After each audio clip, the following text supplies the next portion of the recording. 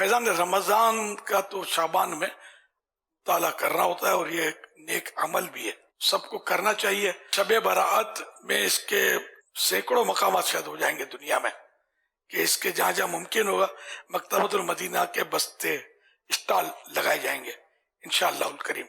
वैसे पेज इसके उर्दू में 460 और हदीया यानी कि प्राइस कीमत ये 660 रुपए, हो सके तो 660 रुपए साथ लाने।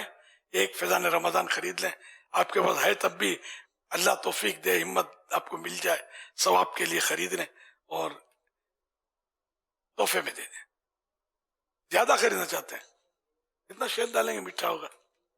मेरा जाती को कमीशन नहीं है, मैं बता दूं, मकतबतुल मदीना से आज तक मैंने 1 रुपया भी नहीं लिया। बयानात के सेट ये सब अल्हम्दुलिल्लाह, मतलब मेरा तो अब कई बार वजाहतें की है मैं अल्हम्दुलिल्लाह।